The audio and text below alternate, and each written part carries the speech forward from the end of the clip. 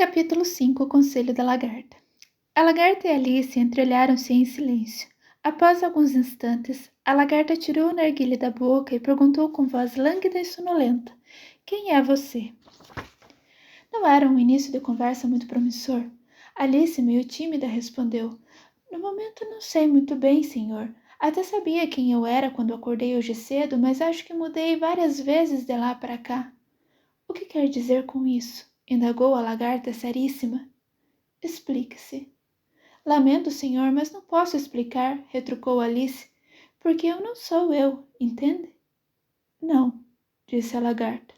"Desculpe, não sei como me fazer entender", respondeu Alice muito educada, "porque eu mesma não me entendo para começo de conversa. Além do mais, ter vários tamanhos diferentes em um só dia é muito confuso." "Não é não", discordou a lagarta.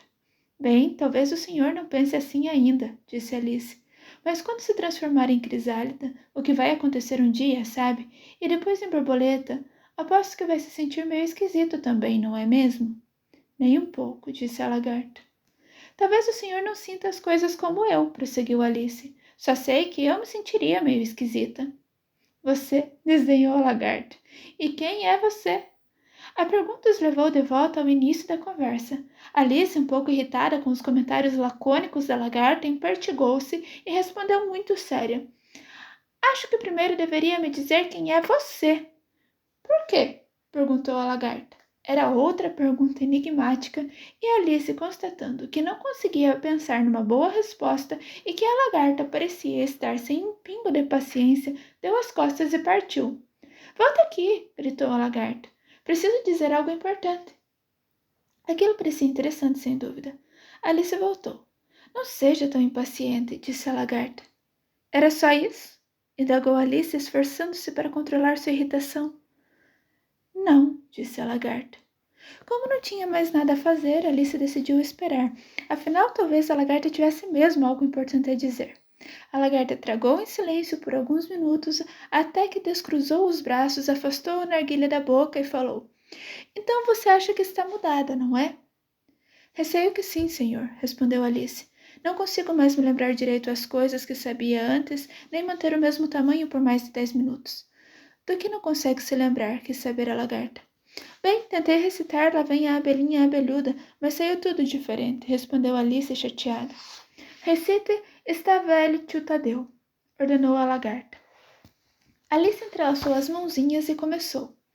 "Estás velho, tio Tadeu", repreendeu o sobrinho, já grisalho de verdade, agindo como um garotinho. "Veja se tem cabimento coisa assim na sua idade. O velho disse no meu tempo, tive medo de perder a cabeça. Agora, sabendo que é de vento, não há nada que me aborreça. Estás velho, ouça o que digo. Veja o tamanho dessa pança. Ouça um conselho de amigo, para de se portar como criança. Estou na flor da idade, uso o remédio certo. Nunca acho que é tarde para ficar mais esperto. Estás velho, disse o moço, já nas fases da sopinha, mas mastiga até o osso e come o bico da galinha. No meu tempo, disse o tio, batia a boca com gosto. Foi assim que exercitei os músculos do rosto. Estás velho e mesmo assim enxerga como uma águia, e embora a vida chegue ao fim, não se esgota a sua lábia. Um conselho, meu rapaz, eu te digo e vá por mim. O segredo da sabedoria é não gastar o seu latim." "Está tudo errado", disse a lagarta. "Está meio errado", reconheceu Alice constrangida. "Algumas palavras estão trocadas." "Está errado do início ao fim", sentenciou a lagarta taxativamente. Fez-se alguns instantes de silêncio. A lagarta foi quem falou primeiro. "Que tamanho você quer ter?" "Ah, não tenho tamanho preferência. Não tenho preferência por tamanho específico", respondeu Alice depressa. "Só não gosto de ficar mudando toda hora, sabe?" "Eu não sei", respondeu a lagarta. Alice não disse nada. Nunca ninguém a contradissera tanto e estava perdendo a paciência. "Você está contente agora?" perguntou a lagarta. "Bem, gostaria de ser um pouquinho maior se não fosse pedir muito", disse Alice. 7 centímetros não é a altura que se preze." "É uma excelente altura", retrucou a lagarta encrespada, empertigando-se toda. "Medi exatamente 7 centímetros." "Mas não estou acostumada a ter esse tamanho", lamentou a pobre Alice com voz de choro, pensando consigo mesma que os bichos se ofendem à toa. Com o tempo você se acostuma, disse a lagarta, colocando o narguilé na boca e tragando novamente. Dessa vez, Alice esperou pacientemente até que ele decidisse falar. Passados uns 2 minutos, tirou o narguilé da boca, bocejou umas 2 vezes e se sacudiu.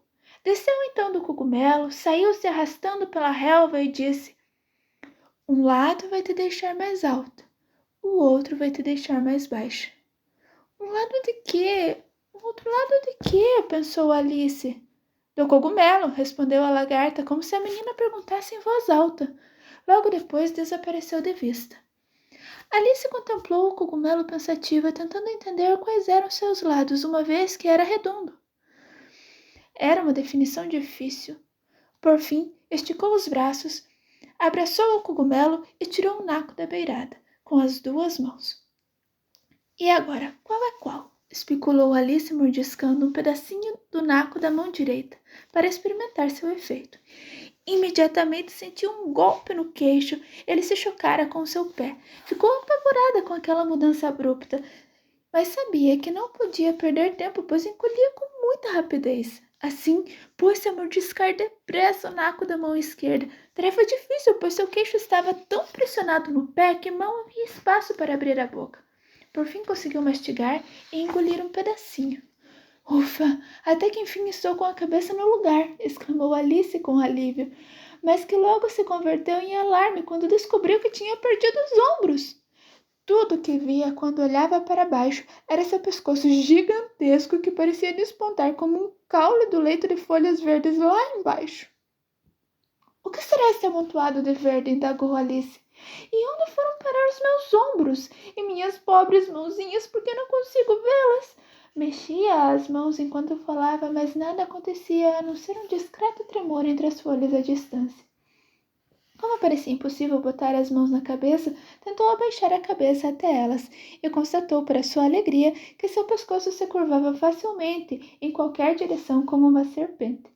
Acabara de curvá-lo em um zigue-zague gracioso para mergulhar entre as folhas, que descobrira ser o topo das árvores sob as quais estivera perambulando, quando um chiado agudo a fez recuar depressa. Uma pomba avantajada voara ao seu encontro e batia as asas violentamente em seu rosto. Serpente! Gritou a pomba. Não sou uma serpente, disse Alice indignada. Deixe-me em paz. Serpente sim, repetiu a pomba em tom mais cordato, acrescentando um soluço abafado. Já tentei de tudo, mas nada nunca está bom para elas. Não tenho ideia do que está falando, disse Alice. Já tentei raízes de árvores, margens de rios, arbustos, continuou a pomba sem prestar atenção em Alice. Mas estas serpentes, vou te contar, é impossível agradá-las. Alice estava intrigadíssima. Contudo, percebeu que não adiantava falar nada até que a pomba terminasse o desabafo. Como se já não me desse um trabalhão chocar esses ovos, prosseguiu a pomba. Ainda tenho que ficar de tocaia dia e noite vigiando serpentes. Não prego o olho há 3 semanas. Sinto muito pelo incômodo, disse Alice, que começava a entender a queixa. Justo quando encontro a árvore mais alta do mundo, continuou a pomba, levantando a voz estridente, e começo a achar que finalmente me livrei delas. Lá vem outra descendo do céu. Serpente. Mas eu não sou uma serpente, disse. Estou dizendo, exclamou Alice. Eu sou uma... Sei, uma o quê? Indagou a pomba. Vê-se logo o que está tentando inventar. Sou uma menina, disse Alice, um pouco incerta, lembrando-se das inúmeras mudanças que sofrera ao longo do dia. Até parece, desdenhou a pomba. Já vi muitas meninas, mas nenhuma tinha um pescoção comprido desses. Nunquinha. Ora essa, você é uma serpente, não adianta me negar. Só falta agora dizer que nunca provou um ovo. Óbvio que já provei ovos, disse Alice, que era uma criança muito sincera. Mas meninas comem tantos ovos quanto serpentes. Não acredito, retrucou a pomba. Mas se por acaso for verdade, só posso dizer que isso as torna um tipo de serpentes. Aquela era uma ideia tão inédita para Alice que ela ficou em silêncio por alguns minutos, o que deu à pomba a oportunidade de acrescentar. Você está procurando ovos, disso sei bem, de modo que não faz diferença se é uma menina ou uma serpente. Para mim faz, retrucou Alice. Acontece que não estou procurando por ovos, e mesmo que estivesse, não iria querer os seus. Não gosto de ovo cru. Chispe daqui então, disse a pomba furiosa, assentando-se no ninho. Alice arriou-se entre as árvores o máximo que pôde, a tarefa ingrata, pois o pescoço se enroscava nos galhos. A toda hora precisava soltá-lo. Lembrou-se então que ainda tinha um pedacinho do cogumelo nas mãos e pôs-se a experimentá-lo, mordiscando primeiro um, depois o outro, aumentando e diminuindo de tamanho até finalmente conseguir retomar a sua altura habitual. Chegou a sentir certa estranheza no início, pois fazia muito tempo que não se via em seu tamanho, mas logo acostumou-se e começou a conversar consigo mesma como de costume. Bom, já é meio caminho andado. Essas mudanças são perturbadoras. Nunca sei o que vou ser no minuto seguinte. O que importa é que estou de volta ao meu tamanho. Agora, preciso encontrar um jeito de chegar àquele lindo jardim. Mas como? Estava justamente se perguntando isso quando se deparou com uma clareira. Então, onde havia uma casinha de mais ou menos 1,20 m de altura. Sejam como forem os moradores, pensou Alice, não vou poder entrar desse tamanho. Eles levariam um baita susto. Assim pensando, mordiscou um pedacinho do cogumelo na mão direita e não ousou se aproximar da casa até ficar com 20 centímetros de altura. Alice, capítulo 6. Porco e pimenta. Por alguns instantes, Alice fitou a casa sem saber qual seria seu próximo passo. De repente, um lacaio de uniforme despontou correndo da floresta. Tomou-o por lacaio por usar uniforme. De outro modo, a julgar pelo seu rosto, teria-o considerado apenas um peixe. E pôs-se a esmurrar a porta da cozinha. A porta foi aberta por outro lacaio de uniforme, de rosto redondo e olhos esbugalhados de sapo. Alice notou que os dois tinham o cabelo empoado com fartos cachos. Curiosa para saber do que se tratava, aproximou-se pé ante pé para ouvir melhor. O peixe lacaio sacou do sovaco uma longa missiva que tinha quase o seu tamanho e entregou ao outro. Disse em tom solene: para a duquesa, um convite da rainha para jogar croquet. O sapo lacaio repetiu no mesmo tom solene, apenas alternando a ordem das palavras. Da rainha, um convite para a duquesa jogar croquet. Ambos fizeram uma reverência e no gesto seus cachos se enroscaram. Alice riu tanto que teve que voltar correndo para a floresta com medo de ser ouvida. Quando tornou a espiar, o peixe lacaio havia partido e o outro estava sentado no chão, perto da porta, olhando beócio para o céu. Aproximou-se timidamente e bateu à porta. Não adianta nada bater, disse o lacaio, e por 2 motivos. Primeiro, porque estou do mesmo lado da porta que você. Segundo, porque lá dentro estão fazendo tanto barulho que ninguém vai te escutar. Havia de fato um barulho tremendo vindo de dentro da casa, um uivo constante acompanhado por espirros e pontuado por sons de algo quebrando como se estivesse espatifando pratos ou chaleiras no chão. Então me diga, como faço para entrar? Perguntou Alice. Só teria sentido bater a porta se houvesse uma porta entre nós, prosseguiu o lacaio sem dar muita atenção para ela. Por exemplo, se você estivesse lá dentro, podia bater e eu te deixaria sair, entendeu? Ele falava sem tirar os olhos do céu, o que para Alice era uma tremenda falta de educação. Vai ver, nem é culpa dele, pensou, pois seus olhos são tão altos que parece estar no topo da cabeça. Mesmo assim, podia responder quando falam com ele. A menina repetiu em voz alta. Como faço para entrar? Vou ficar sentado aqui até amanhã, começou o lacaio. Nesse momento, a porta da casa se abriu. Alguém arremessou um grande prato que passou ventando pelo lacaio e tirou um fino do seu nariz antes de se estraçalhar contra as árvores atrás dele. Ou depois de amanhã, prosseguiu no mesmo tom, como se nada tivesse acontecido.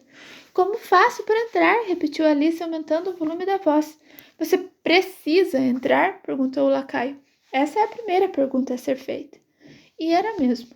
Mas Alice não gostava de ordens. Que horror, murmurou para si. Como essas criaturas gostam de discutir. É de enlouquecer qualquer um. O lacaio aproveitou a oportunidade para repetir o comentário de antes com variações. Vou ficar sentado aqui, disse, de quando em vez por dias a fio. Mas e eu? O que vou fazer? Perguntou Alice. O que tiver vontade, respondeu o lacaio, e começou a assoviar. Não adianta falar com ele, disse exasperada. É um completo idiota. Abriu a porta e entrou. A porta dava para uma espaçosa cozinha totalmente esfumaçada. A duquesa estava sentada em um banquinho de 3 pés no meio do aposento com o bebê no colo, enquanto a cozinheira, debruçada sobre o fogão, mexia o que parecia ser a sopa no caldeirão, cheio até a borda. Tem muita pimenta nessa sopa, constatou Alice, espirrando sem parar. O ar de fato estava impregnado de pimenta. Até mesmo a duquesa espirrava de vez em quando. Já o bebê alternava espirros com uivos sem descanso.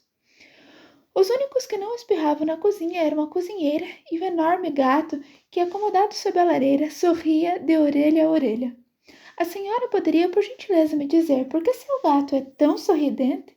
Indagou Alice, um pouco tímida, pois não tinha certeza se era educado já entrar falando sem que ninguém tivesse lhe dirigido a palavra. Porque é um gato de xixi, Dora, respondeu a duquesa. Porca! Esbravejou essa última palavra com tamanha violência que Alice se assustou, mas logo percebeu que a duquesa se dirigia ao bebê e não a ela, e sendo assim, tomou coragem e prosseguiu. Não sabia que gatos de Cheshire eram tão sorridentes. Na verdade, nem sabia que gatos podiam sorrir. Não só podem, respondeu a duquesa, como a maioria sorri. Não conheço nenhum desses, comentou Alice, muito educada, contente por entabular conversa com a duquesa. Você não conhece muita coisa, retrucou a duquesa. Isso é fato. Alice não gostou nada do tom desse comentário e achou melhor mudar de assunto. Enquanto tentava escolher outro tema, a cozinheira tirou do caldeirão a sopa do fogão e atirou tudo o que estava dentro do seu alcance em cima da duquesa e do bebê. Primeiro foram os atiçadores, em seguida uma chuva de frigideiras, bandejas e pratos. A duquesa parecia alheia a tudo, até mesmo quando atingida, e o bebê uivava tanto que era impossível dizer se os golpes o machucaram ou não. Por favor, tome cuidado com isso, gritou Alice, pulando agoniada. Ai, lá vai o narizinho dele, lamentou quando uma frigideira gigantesca passou raspando pelo nariz do bebê e quase o arrancou fora. Se cada um cuidasse de si, resmungou a duquesa com voz rouca, o mundo giraria mais depressa. O que não seria nenhuma vantagem, rebateu Alice, satisfeita pela chance de exibir seu conhecimento. Imagine que trabalhão que os dias e as noites teriam. Sabe, a Terra leva 24 horas para girar sobre seu eixo. Por falar em queixo, disse a duquesa, cortem-lhe a cabeça. Alice relançou assustada para a cozinheira para ver se ela cogitava cumprir a ordem, mas a mulher estava ocupada. A menina continuou. Acho que são 24 horas, ou seriam 12. Não me interessa, interrompeu a duquesa. Sempre tive horror a cálculos.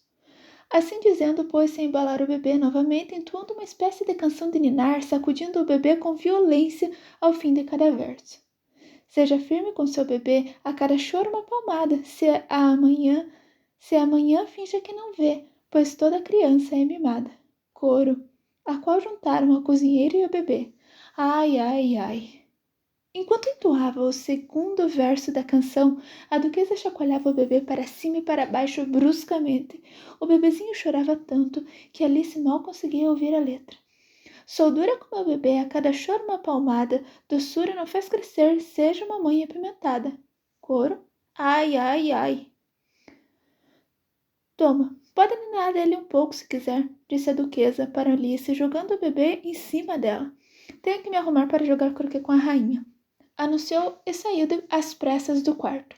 A cozinheira atirou a frigideira na duquesa, mas errou o alvo. Alice teve certa dificuldade para segurar o bebê, pois era uma criatura de formato esquisito, com braços e pernas esticados, igual a estrela do mar, pensou Alice. O pobrezinho roncava como um motor. Quando ela o apanhou e se contorcia tanto que durante os primeiros minutos o colo dela foi bastante precário. Assim que descobriu um jeito adequado de embalar o bebê, amarrando-o em uma espécie de nó e segurando firme sua orelha direita e seu pé esquerdo para impedir que se desfizesse, levou-o para fora da casa ao ar livre. Se eu não levar esta criança embora comigo, pensou Alice, tenho certeza de que vão matá-la amanhã ou depois. Não seria assassinato deixá-la para trás? As últimas palavras foram ditas em voz alta, e a criaturinha respondeu com um grunhido. Já não espirrava mais. Não resmungue, admoestou Alice. Isso não é jeito de se expressar. O bebê grunhiu novamente e Alice olhou para ele intrigada, tentando descobrir qual era o problema. Seu nariz era, sem dúvida, bem arrebitado, mais parecia com o focinho do que com o nariz propriamente dito. Os olhos também eram muito pequenos para um bebê, e de modo geral, Alice achou a criatura bastante feia. Talvez estivesse soluçando, pensou, examinando seus olhos para ver se haviam lágrimas. Não havia. Se você vai se portar como uma porca, meu bem, disse Alice muito séria, não conte mais comigo. Está ouvindo? A pobrezinha soluçou de novo. Ou grunhiu, era impossível distinguir. Depois ficou em silêncio. O que vou fazer com essa coisinha quando voltar para casa? Pensou Alice. Nesse momento, o bebê emitiu um grunhido tão violento que ela o fitou assustada. Não restava dúvidas. Tratava-se de uma porca. Sem tirar nem pôr. E a menina constatou que era absurdo continuar carregando-a no colo. Botou a criatura no chão e sentiu-se aliviada ao vê-la afastar-se calmamente pela floresta adentro. Se tivesse crescido, pensou consigo mesmo, teria se transformado em uma criança horrorosa, mas como porca até que é bem bonitinha. Começou a lembrar de outras crianças que conhecia que ficariam bem como porcos e estava justamente pensando se ao menos soubesse como fazer essa transformação quando levou um susto ao se deparar com o gato de Cheshire aboletado em um galho de árvore à sua frente. Ao ver Alice, o gato se limitou a sorrir. Parecia manso, mas tinha garras muito afiadas e a bocarra cheia de dentes, de modo que a menina achou prudente tratá-lo com respeito. Gatinho de Cheshire. Começou um pouco tímida, pois não sabia se gostaria de ser chamado assim. O gato, no entanto, abriu ainda mais o sorriso. Até aqui tudo bem. Ele parece satisfeito, pensou Alice. Prosseguindo. Poderia, por gentileza, me dizer para onde devo ir? Isso depende de onde quer chegar, respondeu o gato. Tanto faz, disse Alice. Então qualquer caminho serve? Desde que eu chegue em algum lugar, explicou Alice. Chegará longe, com certeza, respondeu o gato, contanto que caminhe bastante. Diante desta verdade inegável, Alice decidiu mudar de assunto. Que tipo de gente mora por aqui? Naquele lado, respondeu o gato, esticando a pata direita, mora um chapeleiro. E naquele, apontou com a pata esquerda, uma lebre de março. Tanto faz visitar um ou outro. Os dois são malucos. Mas eu não quero me meter com gente maluca, declarou Alice. Ah, isso é inevitável, disse o gato. Somos todos malucos aqui. Eu sou maluco, você é maluca. Por que diz que sou maluca? Indagou Alice. Só pode ser, disse o gato. Eu não teria vindo parar aqui. Ou não teria vindo parar aqui. Alice considerou o argumento insuficiente, mas prosseguiu. E como você sabe que é maluco? Para começar, disse o gato, cachorros não são malucos, concorda? Acho que sim, disse Alice. Então, prosseguiu o gato, perceba só. O cachorro rosna quando está irritado e balança o rabo quando está satisfeito. Já eu rosno quando estou satisfeito e balanço o rabo quando estou irritado. Logo só posso ser maluco. Chamo isso de ronronar, não rosnar, disse Alice. Chame do que quiser, respondeu o gato. Você vai jogar croquet com a rainha hoje? Gostaria muito, disse Alice, mas ainda não fui convidada. Nos vemos lá, disse o gato antes de desaparecer. Alice não ficou muito surpresa, pois começava a se acostumar com tantos acontecimentos estranhos. Estava olhando para o gato, onde o gato estivera pouco antes, quando de repente ele reapareceu. Por sinal, que fim levou o bebê? Perguntou o gato. Já ia me esquecendo de perguntar. Virou uma porca, respondeu Alice, com naturalidade, como se fosse normal o gato desaparecer e reaparecer em seguida. Foi o que imaginei, disse o gato, sumindo novamente. Alice aguardou um pouco, esperando ele ressurgir, mas como o gato não deu mais as caras, após uns minutos decidiu caminhar na direção em que ele lhe dissera que morava a lebre de março. Já vi chapeleiros antes, disse Alice, e a lebre de março parece muito mais interessante. Além do mais, estamos em maio, então é possível que não esteja tão maluca. Pelo menos não tão maluca quanto em março. Tinha acabado de concluir isso em voz alta, quando ao olhar para cima avistou mais uma vez o gato sentado em um galho. Você disse porca ou orca? Perguntou o gato. Porca, respondeu. E gostaria que você não ficasse aparecendo e desaparecendo assim de repente. Está me deixando zonza. Está bem, respondeu o gato, que desta vez começou a desaparecer aos poucos, começando pela pontinha da cauda e terminando com um sorriso, que permaneceu por alguns segundos até sumir de todo. Ora essa! Já vi muito gato sem sorriso, pensou Alice, mas nunca vi um sorriso sem gato. É a coisa mais curiosa que já vi na vida. Não muito distante, avistou a casa da lebre de março. Ao menos era o que parecia, pois as chaminés tinham o formato de longas orelhas de telhado, e o telhado era todo revestido de pelo. A casa era tão grande que antes de chegar mais perto, ela teve a precaução de mordiscar mais um pedacinho do cogumelo que trazia na mão esquerda. Assim, cresceu mais de uns 70 centímetros. Ainda assim, aproximou-se com cautela, dizendo para si mesma: E se a lebre de março estiver maluca em maio? Estou quase achando que devia ter ido visitar o chapeleiro. Alice, capítulo 7. Chá com gente doida. A mesa estava posta sob uma árvore na frente da casa. A lebre de março e o chapeleiro tomavam chá. Havia entre eles o arganaz, um pequeno roedor que, dormindo a sono solto, era usado como almofada, com os dois apoiando os cotovelos sobre ele e conversando por cima de sua cabeça. Que desconfortável para o arganaz, pensou Alice. Mas como está dormindo, acho que não deve se incomodar muito. Embora a mesa fosse enorme, os três estavam agrupados em um dos cantos.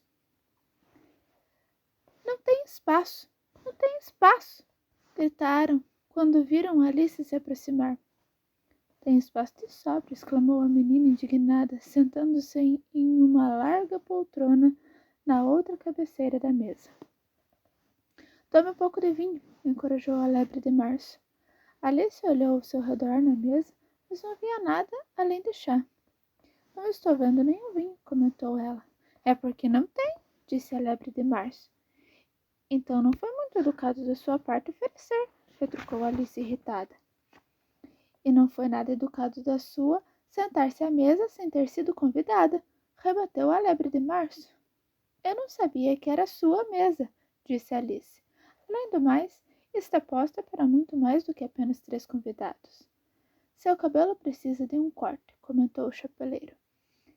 Ele já olhava para Alice havia algum tempo, muito intrigado, mas até então se mantivera em silêncio. Você deveria aprender a não fazer comentários tão pessoais, repreendeu Alice com severidade. É muito grosseiro. O chapeleiro arregalou os olhos ao ouvi-la, porém limitou-se a dizer: O que um corvo tem em comum com uma escrivaninha? Oba, agora sim vamos nos divertir. Que bom que começaram a brincar de adivinha, pensou Alice. Então respondeu em voz alta: Acho que consigo adivinhar. Quer dizer que acha que consegue descobrir a resposta? Perguntou a lebre de março. Exatamente, respondeu Alice. Então deveria dizer o que acha, prosseguiu a lebre de março. Sim, retrucou Alice. Pelo menos acho o que digo, o que dá no mesmo, não é? Do jeito e maneira, respondeu o chapeleiro. Assim como dizer vejo o que como, não é o mesmo que dizer como o que vejo. Ou dizer que gosto do que tenho, tem o mesmo sentido de tenho o que gosto, acrescentou a lebre de março. Ou que respiro quando durmo é o mesmo que durmo quando respiro, exclamou o arganaz, que parecia falar enquanto dormia. Dá no mesmo para você, disse o chapeleiro encerrando a conversa. O grupo ficou em silêncio por um instante e, enquanto isso, Alice tentava se recordar de tudo o que sabia sobre corvos e escrivaninhas, o que não era muito. O chapeleiro foi o primeiro a romper o silêncio. Que dia do mês é hoje? Perguntou, virando-se para Alice. Ele sacara o relógio do bolso e o contemplava apreensivo, sacudindo-o de vez em quando e o levando ao ouvido. Alice pensou um pouco e respondeu: Dia 4. 2 dias de atraso, suspirou o chapeleiro. Eu disse que essa manteiga não ia prestar, acrescentou olhando furioso para a lebre de março. Era manteiga da melhor qualidade, justificou a lebre de março humilhada.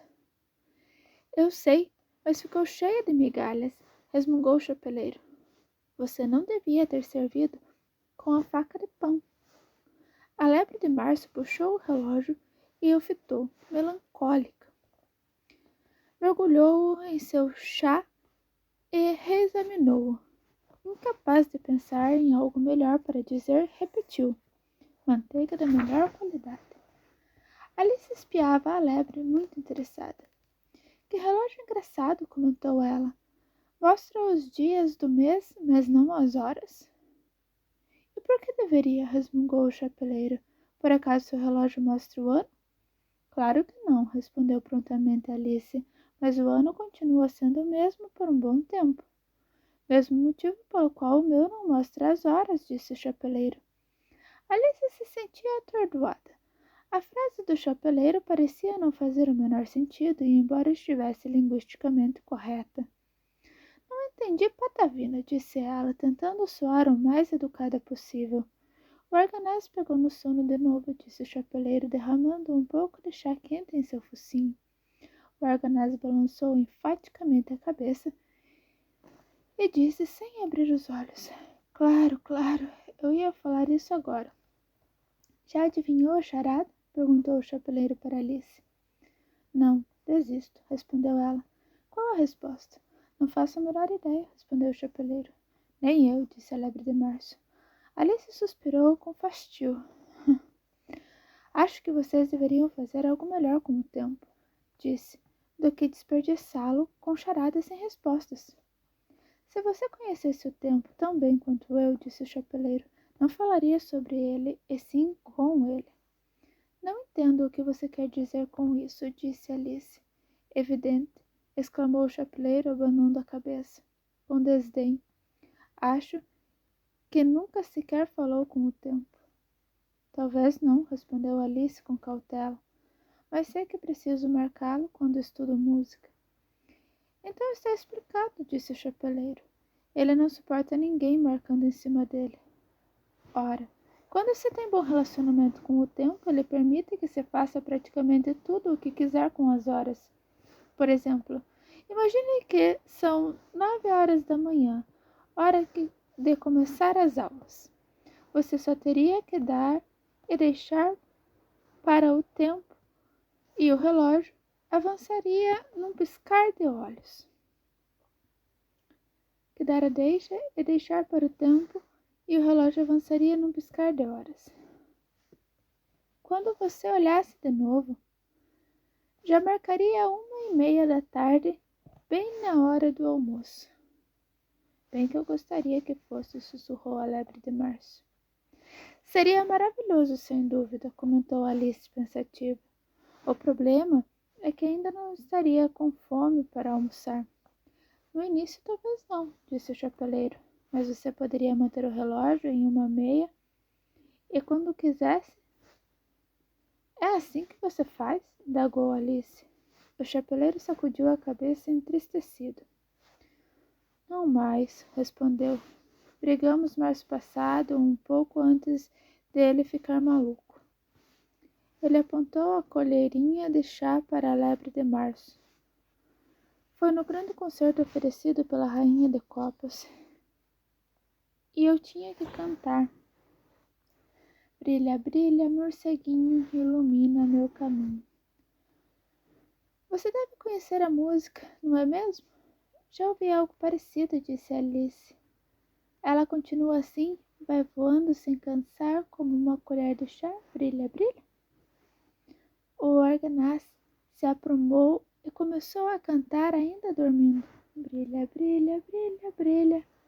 O único modo de fazê-lo parar foi com beliscão. Bom, eu mal tinha terminado o primeiro verso, contou o chapeleiro, quando a rainha pulou e berrou: Ele está matando o tempo! Cortem-lhe a cabeça! Que barbárie! Exclamou Alice. Desde então, prosseguiu o chapeleiro em tom de lástima, ele nunca mais atendeu meus pedidos. É sempre 6 da tarde.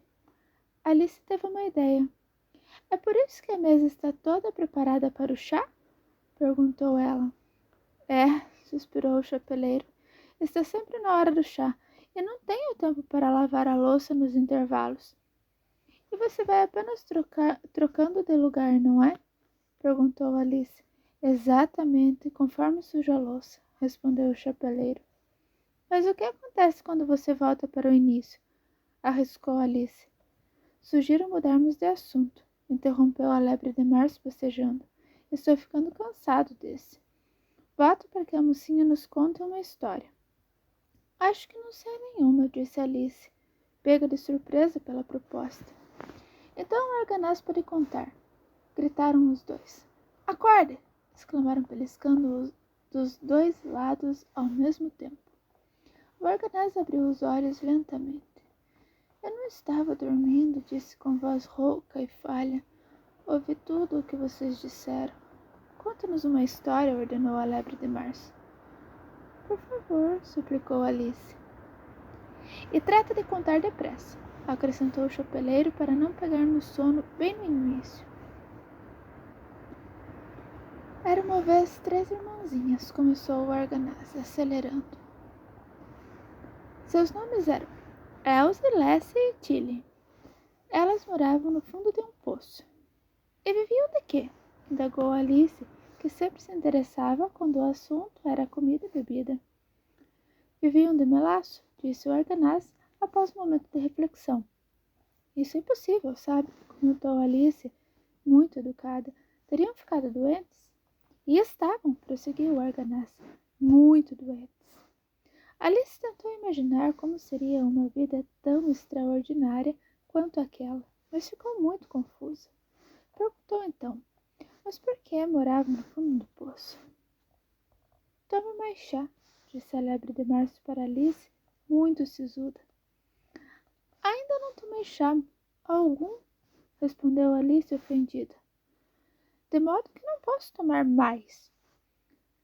Não pode tomar menos, na verdade, corrigiu o chapeleiro. É muito fácil tomar mais de qualquer coisa.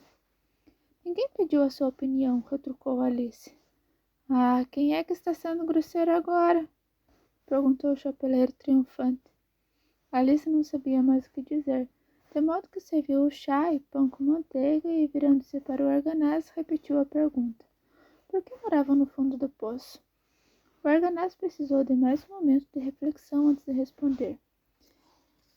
Era o poço de melado. Isso não existe, começou Alice, revoltada. Mas o chapeleiro e a lebre de março fizeram shh. E o arganaz a repreendeu amuado. Se é para ficar me interrompendo, termine você a história. Não, por favor, continue, disse Alice humildemente. Não vou mais interromper.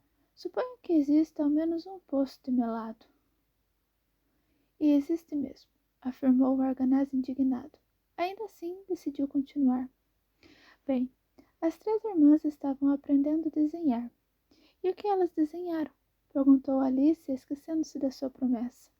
Melaço, respondeu o arganaz sem parar para pensar dessa vez.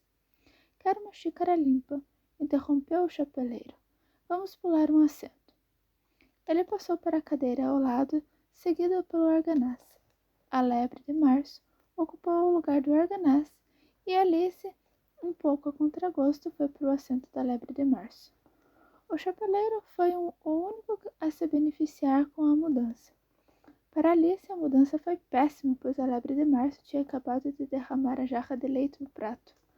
Alice, que não queria ofender o arganaz mais uma vez, falou com muito jeito. Mas não entendo de onde elas tiravam o melaço. Você pode tirar água de um poço de água, disse o chapeleiro. Do mesmo modo, de um poço de melaço é possível tirar melaço, sua burrinha. Mas elas estavam dentro do poço, ponderou Alice, dirigindo-se ao arganaz. e decidindo ignorar o comentário do chapeleiro. Estava no poço, disse o arganaz, mas dentro da poça. A resposta confundiu a pobre Alice, que acabou deixando o arganaz continuar a história por um tempo sem interrupção. Estavam aprendendo a desenhar, prosseguiu o arganaz, bocejando e esfregando os olhos, pois estava ficando sonolento. E faziam vários desenhos, como de todas as coisas que começam com a letra M. Por que M? Perguntou Alice. Por que não? Interveio a lebre de março.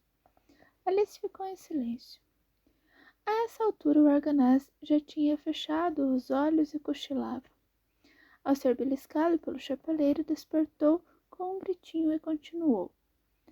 Tudo o que começava com a letra M, como musaraños, moinhos, memórias e mesmo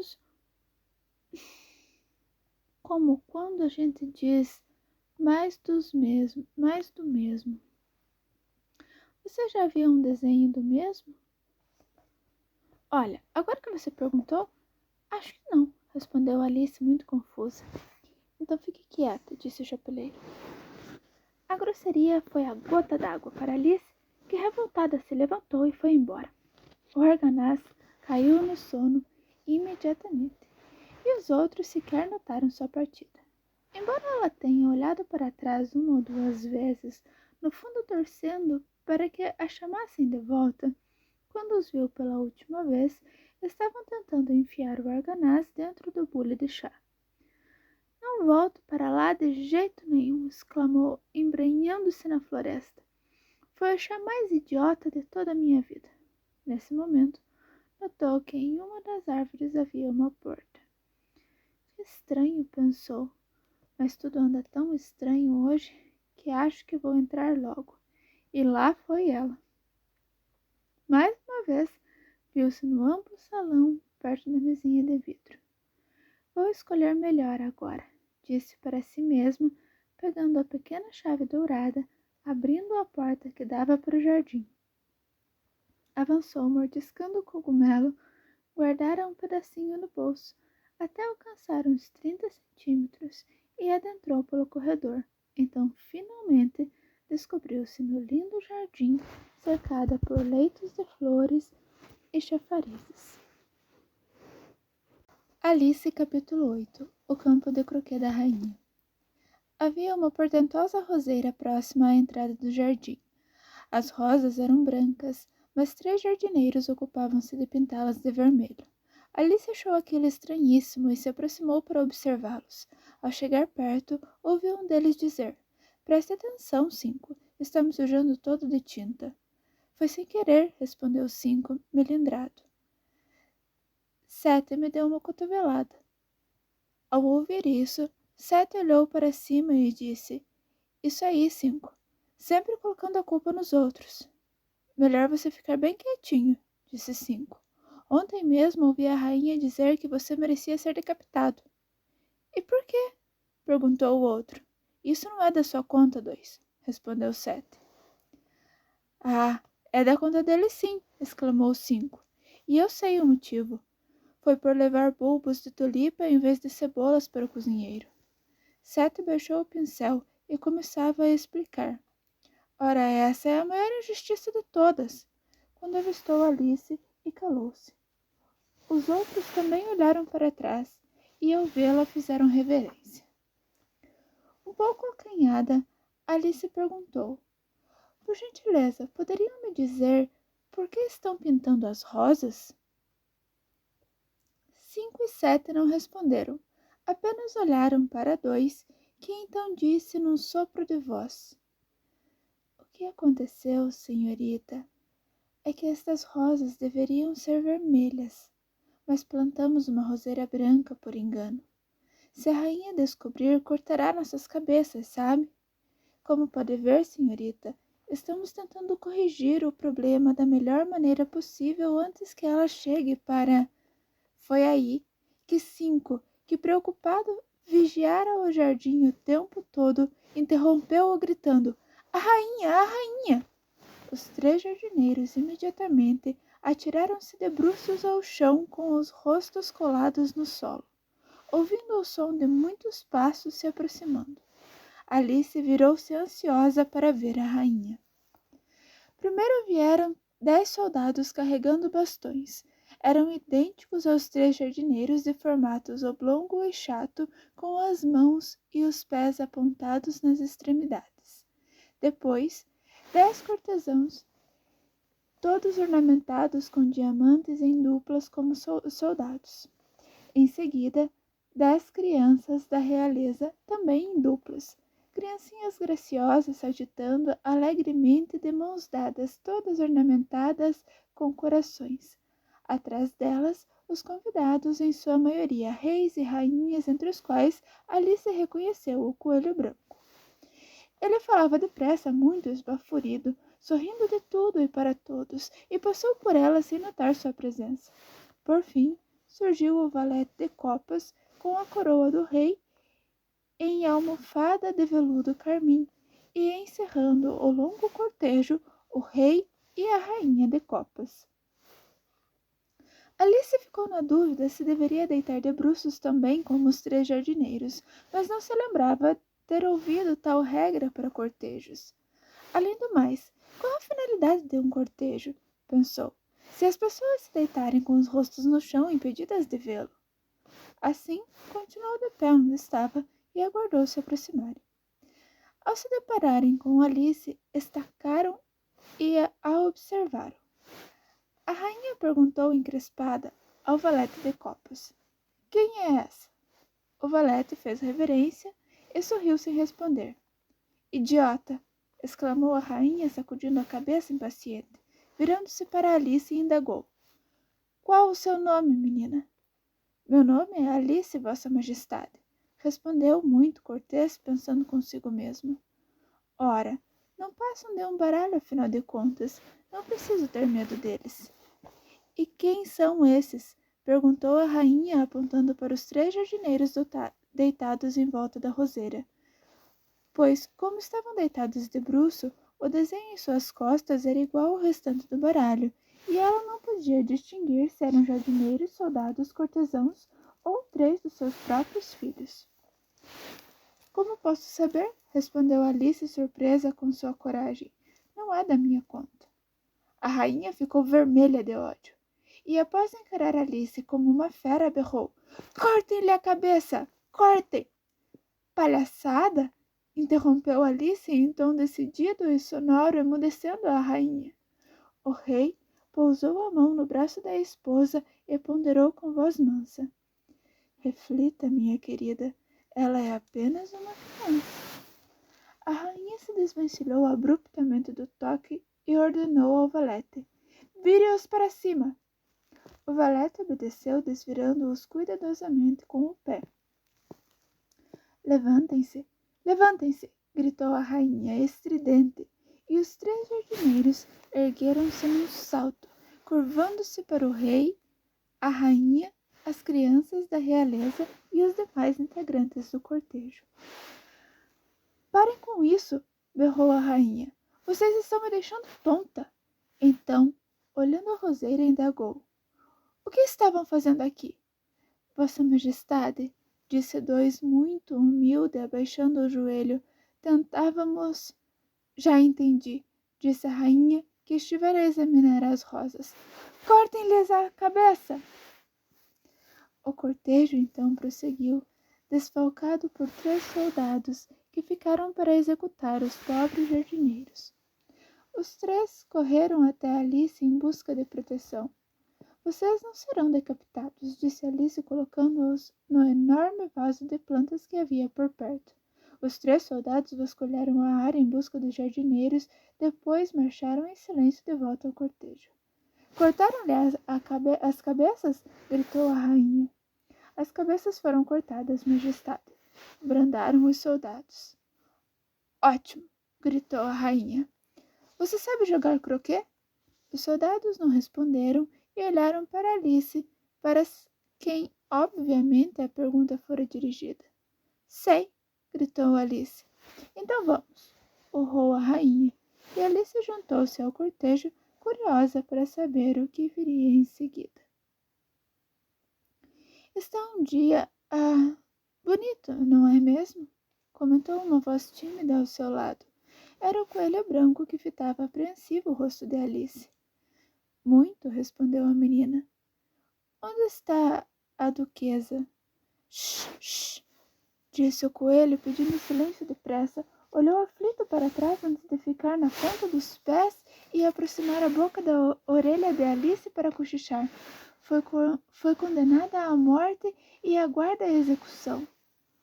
O que ela fez com a rainha? Perguntou Alice.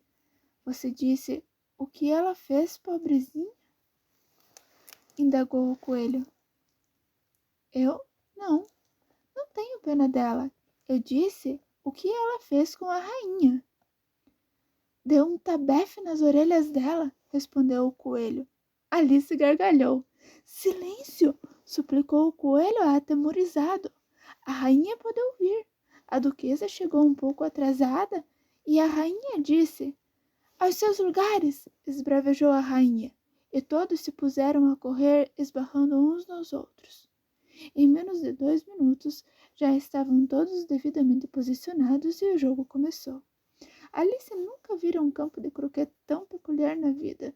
O terreno era todo irregular, com protuberâncias e buracos. As bolas eram ouriços vivos, os malhos flamingos, e os soldados tinham que se curvar apoiando-se nos pés e nas mãos para formar os arcos.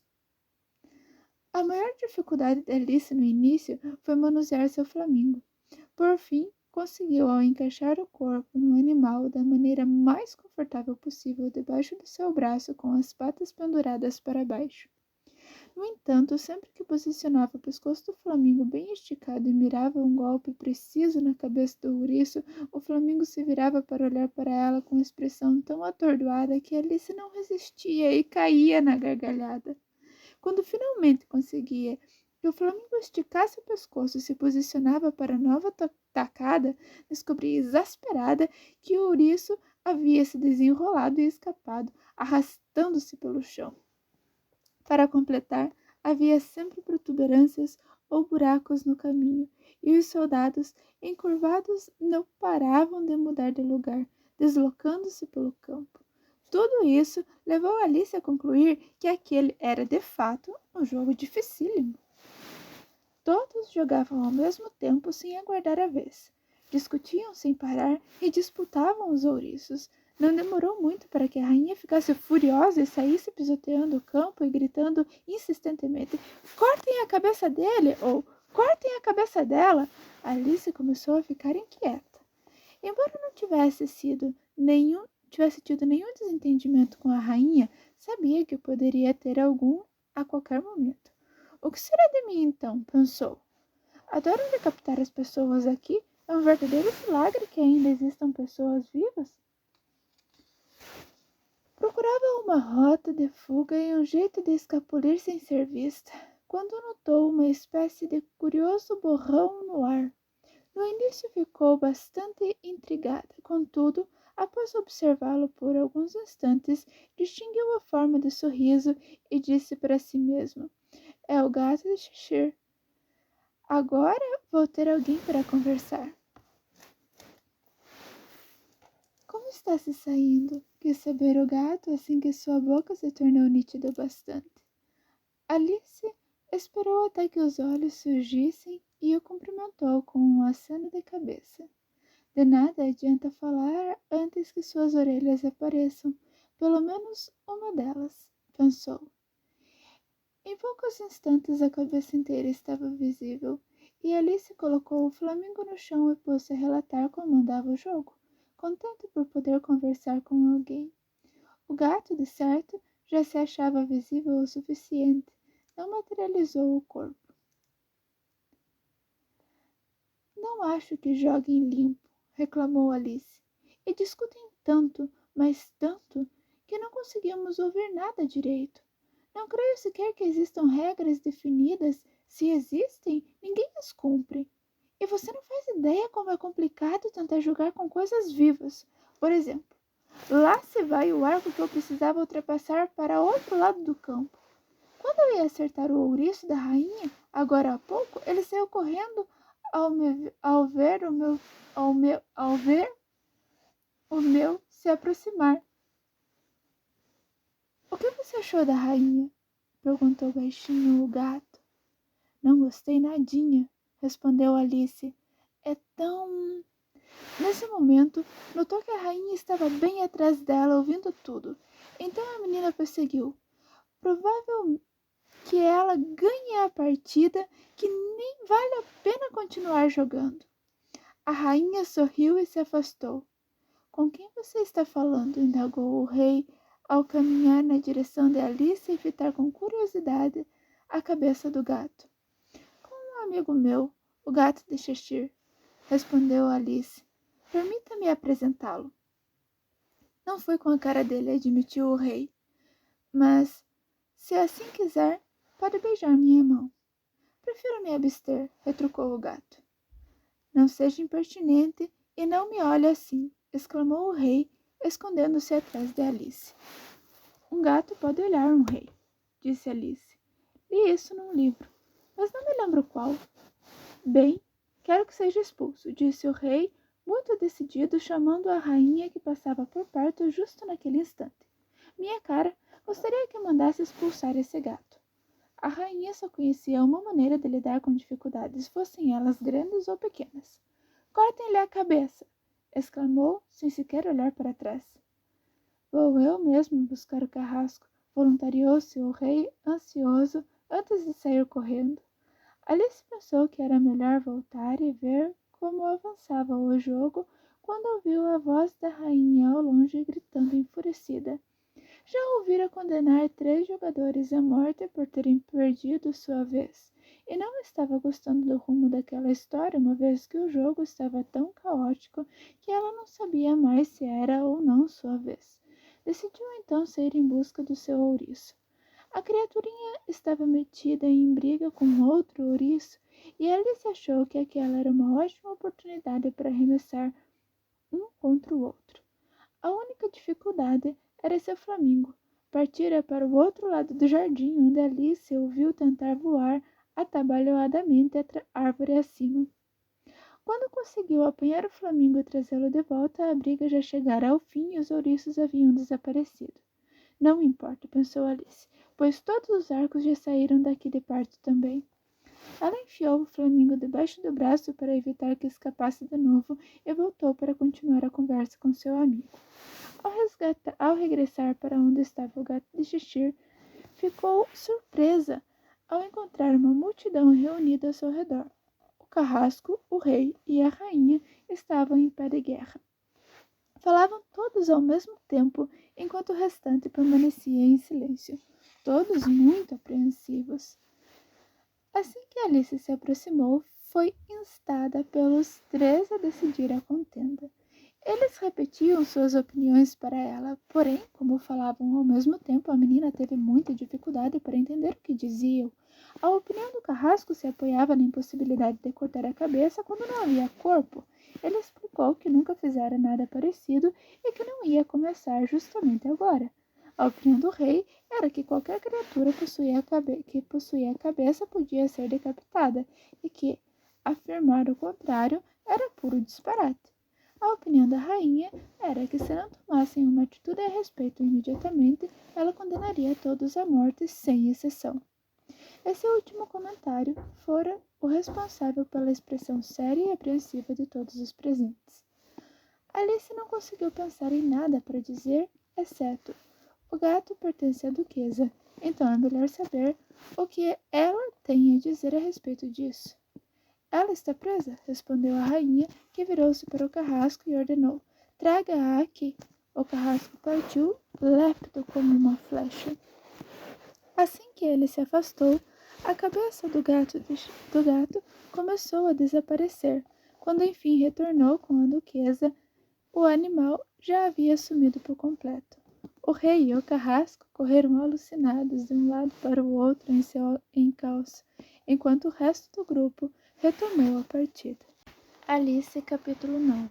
A história da tartaruga de mentira. Você não imagina como estou contente em revê-la, minha querida, exclamou a duquesa, dando o braço carinhosamente a Alice enquanto se afastavam juntas. Alice ficou muito feliz ao encontrá-la de bom humor e pensou consigo mesma que talvez a duquesa tivesse se mostrado tão irascível quando se conheceram por causa do excesso de pimenta na cozinha. Quando eu me tornar duquesa, refletiu a menina em um tom muito esperançoso, não vou ter pimenta na minha cozinha de jeito nenhum. A sopa fica ótima assim. Vai ver a pimenta que deixa as pessoas esquentadas. Prosseguiu satisfeita por ter descoberto uma espécie de regra nova. Vinagre as deixa ácidas, camomila amargas, e deve ser o açúcar que faz os bebês tão doces. Que bom seria se as pessoas soubessem disso. Aposto que não seriam tão mesquinhas na hora de compartilhar suas guloseimas. Àquelas alturas Alice esquecera-se completamente da duquesa e chegou mesmo a levar um susto quando ouviu a voz da mulher no pé do ouvido. Você está com a cabeça longe, querida, e isso faz com que se esqueça de conversar. No momento não sei qual a moral disso, mas vou me lembrar em um instantinho.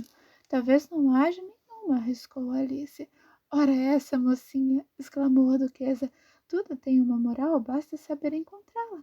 Pontificou, cada vez mais agarrada na menina. Alice não estava muito satisfeita com aquela proximidade.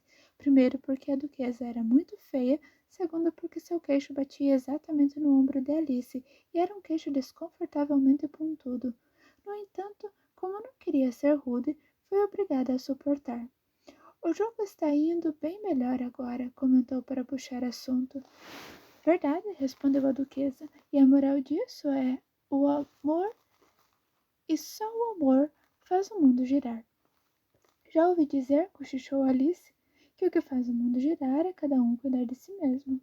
Bem, dá no mesmo, retrucou a duquesa, cravando o queixinho pontiagudo no ombro de Alice e acrescentando, e a moral disso é, cuide de si e os sons cuidarão dos sinos. Como ela gosta de encontrar moral em tudo, pensou Alice com seus botões. Aposto que você está se perguntando por que não coloco o meu braço em volta da sua cintura, disse a duquesa após uma breve pausa. Bem, não faço isso porque tenho lá minhas dúvidas sobre o temperamento do Flamingo. Posso tentar? É capaz dele te bicar, respondeu Alice cautelosa, sem a menor vontade de que a tentativa fosse feita. É verdade, concordou a duquesa. Flamingos e mostardas bicam, e a moral disso é, diga-me com quem voas e direi quem és. Só que mostardas não é ave, afirmou Alice. Tem razão, como sempre, disse a duquesa. Você se expressa com tanta clareza. É um mineral, acho, disse Alice. Certamente, respondeu a duquesa, que parecia disposta a concordar com tudo o que Alice dizia. Aqui, perto mesmo, temos uma grande mina de mostarda, e a moral disso é, quanto mais temos do que é meu, mais o seu fica escasso. Ah, já sei, exclamou Alice, que sequer prestara atenção no último comentário. É um vegetal. Não se parece com mas é.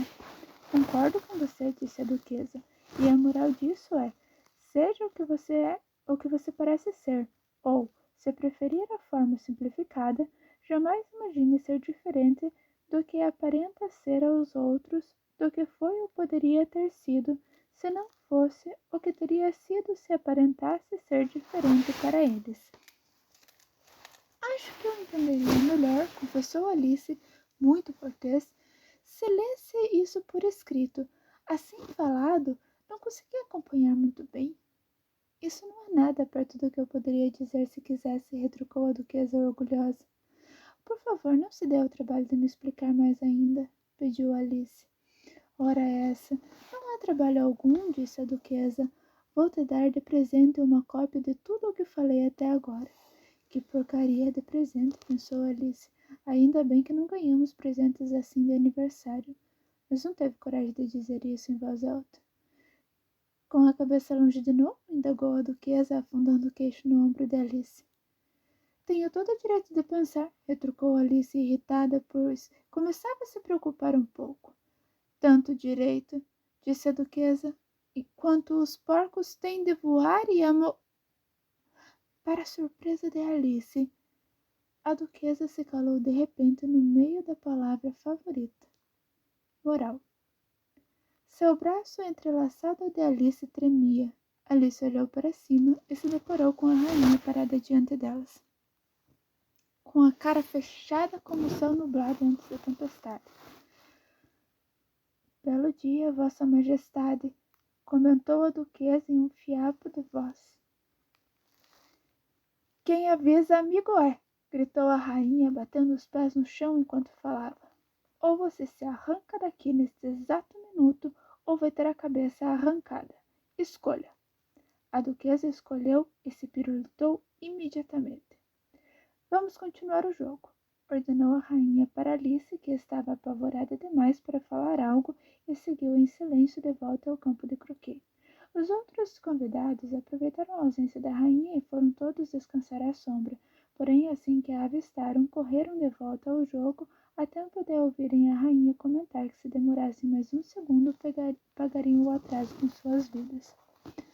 Por toda a duração do jogo, a rainha não deu trégua e discutiu com todos os competidores, gritando sem parar: cortem a cabeça dele ou cortem a cabeça dela. Os condenados à morte eram detidos pelos soldados, que obviamente precisavam abandonar seus postos como arcos humanos para obedecer às ordens da rainha. Desse modo, em menos de meia hora, não tinha mais um único arco e todos os jogadores, exceto o rei, a rainha e Alice, haviam sido detidos e condenados à morte. De repente a rainha parou de jogar, virou-se para Alice e perguntou, esfalfada: Você conhece a tartaruga de mentira? Não, respondeu Alice. Nem sei o que é uma tartaruga de mentira. É o ingrediente principal da sopa de tartaruga de mentira, explicou a rainha. Nunca vi nem ouvi falar, disse Alice. Venha então, instou a rainha, e ela vai te contar sua história. Enquanto caminhavam juntos, Alice ouviu o rei sussurrar para os presentes. Estão todos perdoados. Poxa vida, que coisa boa, pensou Alice, que ficara muito triste com a quantidade de execuções ordenadas pela rainha. Logo se deparara com um grifo dormindo o sono solto sob o sol. Levante-se, seu preguiçoso, ordenou a rainha, e leve a senhorita para conhecer a tartaruga de mentira e ouvir a história dela. Preciso voltar e cuidar de algumas execuções que ordenei. Assim dizendo, partiu e deixou Alice a sós com o grifo. Alice não gostou nada da aparência da criatura, mas de modo geral julgou mais seguro permanecer com ela do que acompanhar a malvada rainha. Por isso decidiu esperar. O grifo se sentou, esfregou os olhos, observou a rainha desaparecer de vista e depois riu. Hilário! Exclamou o grifo, meio para si mesmo, meio para Alice. Qual é a graça? Perguntou Alice. Ora, ela, respondeu o grifo. É tudo mentirinha, nunca executam ninguém, entendeu? Vamos. Todo mundo me diz vamos, por aqui, pensou Alice avançando devagar atrás do grifo. Nunca recebi tantas ordens na minha vida. Nunca. Não havia se afastado muito quando avistaram ao longe a tartaruga de mentira, sentada triste e sozinha na pedra. À medida que se aproximavam, Alice pôde ouvi-la suspirar como se estivesse de coração partido. A menina morreu de pena da tartaruga. Por que ela está sofrendo tanto? Perguntou ao grifo, que repetiu praticamente a mesma resposta que lhe dera antes. É tudo de mentirinha, não tem sofrimento algum, entendeu? Vamos. Aproximaram-se da tartaruga de mentira, que os fitou com os olhos grandes e lacrimejantes, mas não disse nada. Esta senhorita aqui, disse o grifo, quer saber sua história. Vou contar a ela, disse a tartaruga de mentira em um tom grave e profundo. Sentem-se vocês dois e não abram a boca até que eu tenha terminado. Sentaram-se e ninguém abriu a boca por alguns minutos. Alice pensou consigo mesma. Não sei como ela pretende terminar a história se nem mesmo começa, mas aguardou pacientemente. Há muito tempo, disse enfim a tartaruga de mentira com um suspiro profundo, fui uma tartaruga de verdade. Essas palavras foram seguidas por um longo silêncio, quebrado somente por exclamações ocasionais do grifo e os soluços constantes e sentidos da tartaruga de mentira. Alice estava a ponto de levantar e dizer Obrigada, senhora, pela sua interessante história, contudo acreditava que devia ter algo mais por vir, de modo que continuou sentada quietinha sem abrir a boca. Quando éramos pequenos, finalmente prosseguiu a tartaruga de mentira, mais calma, porém ainda soluçando de vez em quando, frequentávamos a escola do mar. O professor era um velho cágado. Nós o chamávamos de Tartaruga. Por que vocês o chamavam de Tartaruga se era um cágado? Perguntou Alice. Porque era tão velho que podia ser nosso tataravô, explicou a tartaruga de mentira, irritada. Você é muito desagradável. E deveria se envergonhar por fazer perguntas tão idiotas, acrescentou o grifo, que assim como a tartaruga, encarou em silêncio a pobre Alice, que queria se enfiar em um buraco e sumir. Por fim, o grifo disse para a tartaruga de mentira: Vamos em frente, minha velha. Não temos o dia todo. A tartaruga de mentira então prosseguiu. Pois bem, frequentávamos a escola no mar, embora você possa achar que estou mentindo. Não disse isso, interrompeu Alice. Disse sim, insistiu a tartaruga de mentira. Calada, disse o grifo antes que Alice pudesse se pronunciar novamente. A tartaruga de mentira continuou. Recebemos uma educação primorosa. Para você ter ideia, tínhamos aulas todos os dias. Eu estudava todos os dias também, comentou Alice.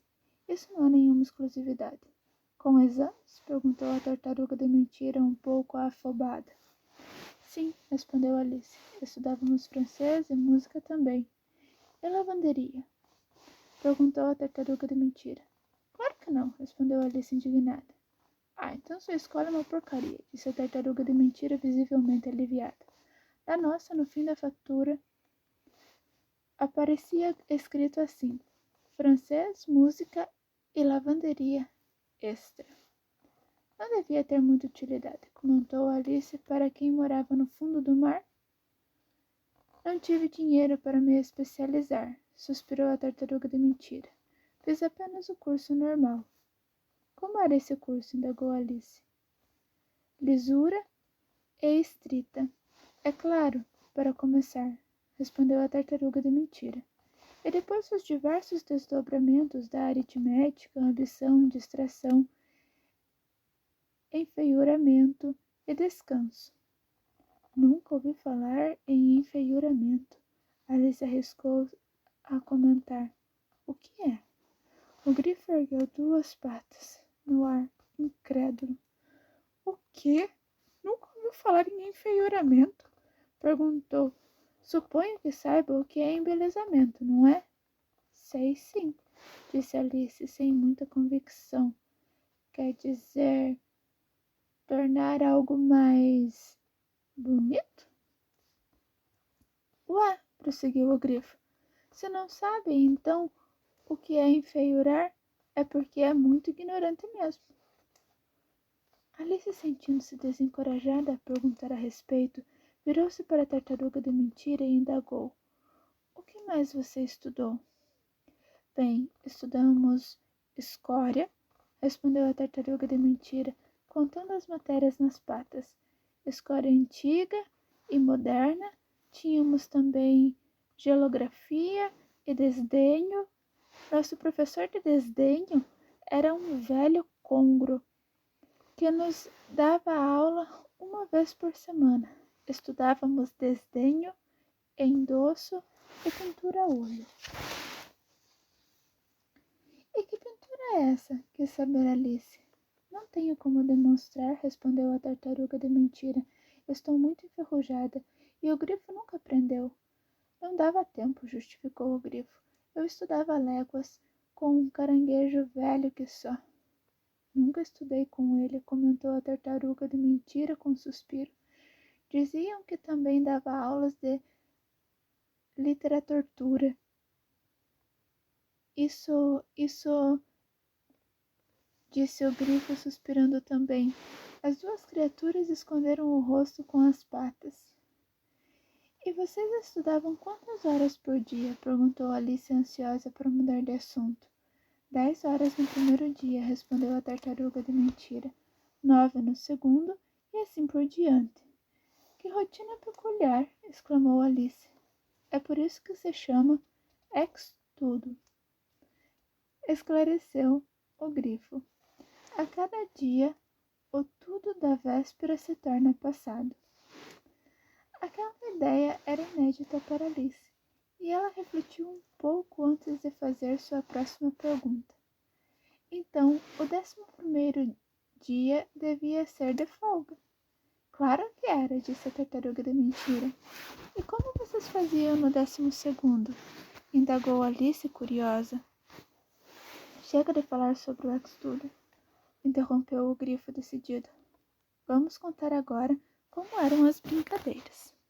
Alice, capítulo 10. A quadrilha das lagostas.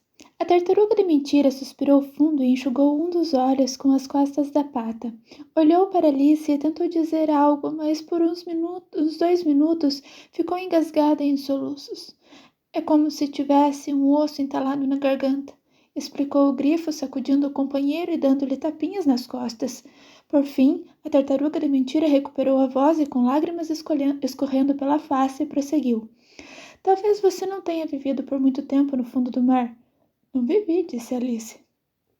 E talvez nunca tenha sequer conhecido uma lagosta. Alice começou a dizer, já provei uma vez, mas calou-se depressa e remendou, não, nunca. De modo que não deve sequer imaginar o quão extraordinária é uma quadrilha de lagosta. Não mesmo, respondeu Alice. É uma espécie de dança? Sim, respondeu o grifo. Primeiro fazemos fila à beira-mar. 2 filas, gritou a tartaruga de mentira. Focas, tartarugas, salmões e assim por diante. Então, depois que removemos todas as águas vivas do caminho, o que normalmente leva um bom tempo, interrompeu o grifo. Aí você dá 2 passos à frente. Cada um com uma lagosta como par, exclamou o grifo. É claro, disse a tartaruga de mentira. 2 passos à frente. Os pares se cumprimentam, trocam de lagostas e voltam para o lugar, continuou o grifo. Aí, continuou a tartaruga de mentira, você arremessa. As lagostas, gritou o grifo e pulou, o mais longe que puder dentro do mar. E nada até elas, berrou o grifo. Dá uma cambalhota dentro da água, urrou a tartaruga de mentira, saltitando loucamente. Volta para a terra firme e assim termina a primeira figura, berrou a tartaruga de mentira, baixando a voz de repente. As 2 criaturas que até então saltitavam alucinadas sentaram-se muito cabisbaixas e fitaram Alice em silêncio. Deve ser uma dança muito bonita, comentou Alice um pouco sem jeito. Você gostaria de uma demonstração? Perguntou a tartaruga de mentira. Ah, e como? Afirmou Alice. Venha, vamos tentar a primeira figura, disse a tartaruga de mentira para o grifo. É possível fazer sem as lagostas, você sabe. Qual música vamos cantar? Ah, cante você, disse o grifo. Esqueci as letras. Dançaram então solenemente em volta de Alice, pisavam no seu pé quando se aproximavam demais e mexiam as patas para marcar o tempo da dança, enquanto a tartaruga de mentira cantava em tom moroso e melancólico. Dona Lesma, anda depressa, veja, a foca corre a beça, e já que o grupo avança, me dê a honra dessa dança. Diga sim só para mim, diga sim, sim, sim. Vem dançar, dance sem parar. A solha apontou os convidados, ansioso para o início do festejo. Não tem jeito, estamos atrasados, disse a lesma despedindo-se com um beijo. Disse não, nada feito, disse não, não, não. Disse não, não, dona Solha, que decepção. Mas daí o peixe não se faz derrogado. Quem disse que o mar tem um só lado? Para além da Inglaterra, a França. Lá me darás a honra desta dança. Diga sim, só para mim. Diga sim, sim, sim. Vem dançar, dance sem parar. Obrigada. Foi muito divertido observá-los, disse Alice aliviada com o fim da demonstração. E adorei esta música engraçada da solha. Ah, falando nisso, comentou a tartaruga de mentira, você sabe o que é uma solha, não sabe? Ah, sim, já vi várias vezes no jantar. Alice interrompeu-se a tempo. Não sei onde fica esse tal de jante, disse a tartaruga de mentira, mas se costuma vê-las com frequência, obviamente sabe do que se trata. Sei bem, respondeu Alice cautelosa. Normalmente estão sem cabeça e empanadas em farinha de rosca. Impossível, rebateu a tartaruga de mentira. A farinha ia sair toda no mar. Mas costumam perder mesmo a cabeça e sabe por quê? Indagou a tartaruga de mentira, bocejando e fechando os olhos. Conte por que elas perdem a cabeça, pediu ao grifo. Elas perdem a cabeça, explicou o grifo, porque cismam em acompanhar as lagostas na dança. Então são arremessadas ao mar e voltam todas alquebradas. Cabeças ocas se perdem depressa, você sabe. Que interessante. Obrigada por me explicar, agradeceu Alice. Nunca soube muito sobre solhas. Posso contar mais se quiser, disse o grifo. Você sabe por que são chamadas solhas? Nunca pensei nisso, respondeu Alice. Por quê? Porque formam a base das botas e dos sapatos, respondeu o grifo muito solene. Alice ficou intrigadíssima.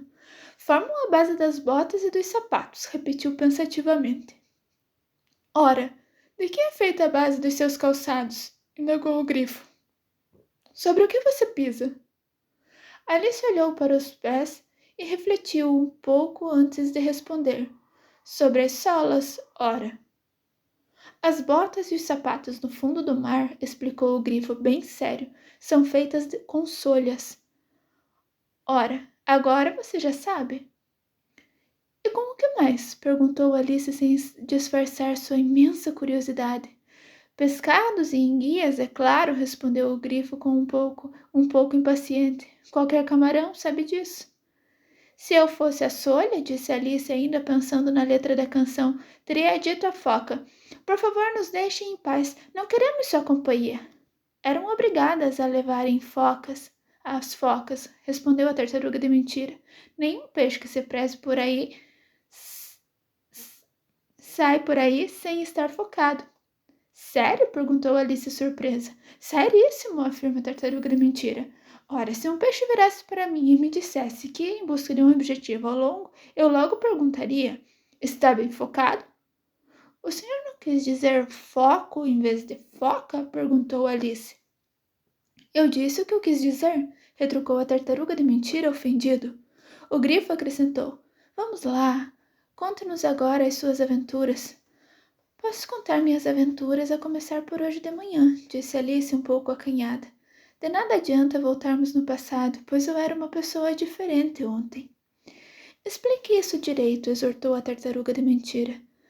Ah, não. Quero ouvir as aventuras antes, protestou o grifo impaciente. Explicar as coisas sempre demora um tempo. Alice começou a contar suas aventuras desde o momento em que avistou o coelho branco pela primeira vez. Ficou um pouco tensa no início, pois as suas duas criaturas se aproximaram demais dela, uma de cada lado, com os olhos esbugalhados e as bocarras bem abertas, mas foi tomando coragem à medida que narrava. Os dois ouvintes quedaram-se em silêncio absoluto até o momento em que ela relatou como recitou Estás velho, tio Tadeu, para a lagarta, e como as palavras saíram todas trocadas.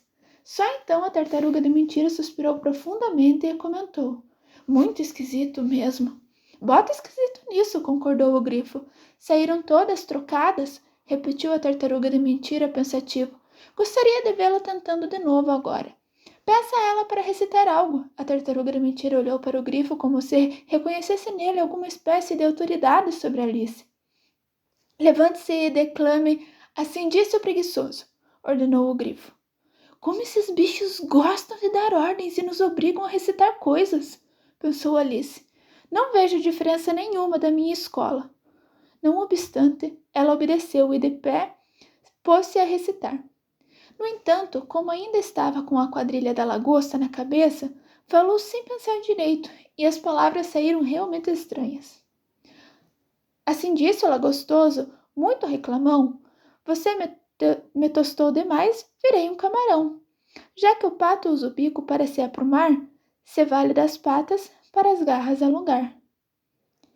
Está muito diferente do que eu recitava quando criança, observou o grifo. Nunca ouvi isso antes, disse a tartaruga de mentira, mas me soou um tremendo disparate. Alice não respondeu. Sentou-se com as mãos no rosto, perguntando-se se algum dia as coisas voltariam ao normal. Gostaria de uma explicação, disse a tartaruga de mentira. Ela não consegue explicar, o grifo apressou-se em dizer. Vamos à próxima estrofe. Como assim alongar as garras? Insistiu a tartaruga de mentira. E o que os pobres patos têm a ver com isso? É a primeira posição do balé, respondeu Alice, ansiosa para mudar de assunto, pois estava muito amofinada com toda aquela situação. Continue com a próxima estrofe, repetiu o grifo, impaciente. Começa com Passei pelo seu jardim. Alice não ousou desobedecer, embora estivesse certa de que o resultado seria tão desastroso quanto o anterior. Declamou então com a voz trêmula. Passei pelo seu jardim e vi de soslaio a mesa, e que a coruja e a pantera dividiam a sobremesa. De que adianta toda essa conversa fiada? Interrompeu a tartaruga de mentira, se não explica nada do que está fiando. É de longe a coisa mais confusa que já ouvi. Tem razão. Acho melhor encerrarmos por aqui, admitiu o grifo para imenso alívio de Alice. Será que arriscamos mais uma figura da quadrilha da lagosta? Indagou o grifo. Ou você prefere que a tartaruga cante uma canção? Ah, adoraria a canção se a tartaruga não se importasse, respondeu Alice, tão entusiasmada que o grifo ofendido comentou. Vê-se logo que não tem bom gosto. Cante Sopa da Tartaruga para ela. Pode ser, meu velho? A tartaruga de mentira deu um longo suspiro e começou com a voz entrecortada por soluços a cantar assim. Que maravilha de sopa, toda verdinha, a minha espera na terrinha quentinha. A tal delícia, quem resistiria? Sopa gostosa, sopa maravilha, sopa gostosa, sopa maravilha. Sopa maravilha, sopa maravilha, sopa gostosa, sopa maravilha, sopa gostosa, sopa maravilha. Quem quer peixe, caça ou outra iguaria diante da fumegante sopa maravilha, uma gostosa sopa maravilha? Sopa maravilha, sopa maravilha, sopa gostosa, sopa maravilha. Repita o refrão, ordenou o grifo, e justo quando a tartaruga de mentira se pôs a repeti-lo, ouviu-se o grito distante. O julgamento vai começar! Vamos, chamou o grifo pegando a Alice pela mão e saindo em disparada, sem sequer esperar o fim da canção. Que julgamento é esse? Indagou Alice, afobada, correndo com o grifo. Mas ele apenas repetiu, vamos, e apressou o passo, deixando para trás o melancólico refrão que a brisa carregava pelo ar. Sopa gostosa, sopa maravilha. Alice, capítulo 11. Quem roubou as tortas? Quando Alice e o grifo chegaram, o rei e a rainha de copas estavam sentados em seus tronos cercados por uma multidão de todo tipo de aves e animais, assim como do baralho de cartas completo. O valete, acorrentado, apresentava-se diante dos soberanos, ladeado por 2 soldados a vigiá-lo. Ao lado do rei, postava-se o coelho branco, com uma corneta numa pata e um rolo de pergaminho na outra. No centro da corte havia a mesa, onde estava disposto um grande prato com tortas. Parecia tão deliciosas que Alice ficou com fome só de olhar. Tomara que este julgamento termine logo, pensou, para que sirvam o lanche sem demora. Mas como aquela parecia uma hipótese remota, ela começou a olhar ao redor para matar o tempo. Alice nunca estivera no tribunal antes, mas lera a respeito disso em livros e descobrira satisfeita que sabia o nome de quase tudo na cena. Aquele é o juiz, pensou, pois está de peruca imponente. O juiz, a propósito, era o rei, que, equilibrando a coroa sobre a peruca, não parecia nada à vontade, tampouco elegante. Ali está a bancada do júri, pensou Alice, e aquelas 12 criaturas. Foi obrigada a pensar criaturas, vejam bem, pois alguns eram animais e outros aves. Devem ser os jurados. Repetiu mentalmente esta última palavra 2 ou 3 vezes, com um certo orgulho. Achava, e com razão, que pouquíssimas meninas da sua idade sabiam seu significado. No entanto, membros do júri também seria correto. Os 12 jurados estavam todos ocupados escrevendo em suas louças. O que estão fazendo? Sussurrou Alice ao grifo. Não podem ter o que escrever ainda. O julgamento nem começou. Estão escrevendo os próprios nomes, explicou o grifo, ainda falando baixinho, pois receiam esquecê-los até o final do julgamento. Que bestas! Indignou-se Alice em voz alta, mas calou-se de imediato, pois o coelho branco anunciou: Silêncio no tribunal! E o rei pôs os óculos e olhou aflito ao redor a fim de identificar de onde vieram o som. Alice pôde ver tão nitidamente quanto se pairasse atrás deles, que todos os jurados escreviam "que bestas" em suas lousas. Reparou até mesmo que um deles não sabia escrever bestas e precisou pedir ajuda ao colega ao lado. Que lambança vão fazer nessas lousas até o fim do julgamento, refletiu Alice. Um dos jurados usava um lápis que fazia barulho. Alice, incomodada com o som, contornou a bancada, posicionou-se atrás dele e afanou o lápis na primeira oportunidade. O gesto foi executado com tamanha rapidez que o pobre jurado, Bill, o lagarto, ficou totalmente perdido e, após procurar o lápis em tudo que é canto, viu-se obrigado a escrever com o dedo durante o resto do julgamento. O que não adiantou de nada, pois o dedo não deixava marca alguma na lousa. Arauto, leia a acusação, ordenou o rei. O coelho branco soprou a corneta 3 vezes, desenrolou o pergaminho e leu. A rainha de copas fez as tortas, se esfalfou no fogão o dia inteiro. O valete de copas roubou as tortas. É um ladrão muito do matreiro. Anunciem seu veredito, disse o rei aos jurados. Ainda não, interrompeu depressa o coelho. Falta muito ainda. Chamem a primeira testemunha, disse o rei. O coelho branco soprou a corneta 3 vezes e anunciou: Primeira testemunha. A primeira testemunha era o chapeleiro. Ele entrou com a xícara de chá em uma das mãos e um pedaço de pão com manteiga na outra. Perdão, Vossa Majestade, disse, por entrar aqui de mãos cheias. Acontece que estava no meio do meu chá enquanto fui convocado para depor. Devia ter terminado primeiro, disse o rei. Quando começou? O chapeleiro trocou olhares com a lebre de março, que seguira até o tribunal de braços dados com o organaz. 14 de março, acho eu, respondeu ele. 15, corrigiu a lebre de março. 16, acrescentou o organaz. Anotem isso, orientou o rei aos jurados, que rapidamente escreveram as 3 datas em suas lousas, as somaram e calcularam o resultado em xilins. Tire seu chapéu, ordenou o rei ao chapeleiro. Não é meu, respondeu ele. Roubado? Acusou o rei, virando-se para os jurados e prontamente anotaram o fato. Eu apenas os vendo, acrescentou o chapeleiro, à guisa da explicação. Nenhum deles é meu, sou um chapeleiro.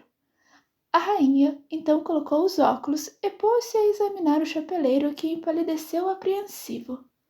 Prossiga com seu testemunho, disse o rei.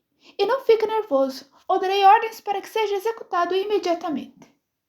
A fala do rei não foi muito útil para acalmar a testemunha, que continuou inquieta, olhando preocupada para a rainha e tão atarantada que mordeu a xícara de chá em vez do pão com manteiga. Naquele exato momento, Alice experimentou uma sensação curiosa que a deixou bastante intrigada até descobrir do que se tratava. Ela crescia novamente. Seu primeiro ímpeto foi se levantar e sair do tribunal, mas pensando melhor decidiu permanecer onde estava enquanto houvesse espaço para expandir. Você está me espremendo, reclamou o organaz sentado ao seu lado. Mal consigo respirar. Não consigo controlar, admitiu Alice humildemente. Estou crescendo. Você não tem o direito de crescer aqui, rebateu o organaz. Que bobagem, retrucou Alice mais confiante. Você está crescendo também. Eu sei, mas eu cresço num ritmo normal, retrucou o organaz. Não desse jeito bizarro. Ele então se levantou, muito melindrado, e foi para o outro lado do tribunal. Durante todo aquele tempo, a rainha continuara a encarar o chapeleiro, mas no momento em que o arganaz começou a se deslocar, ela disse a um dos oficiais: Traga-me a lista de cantores da última apresentação. Ao ouvir aquela ordem, o pobre chapeleiro foi acometido por tamanha tremedeira que seus sapatos saíram dos pés.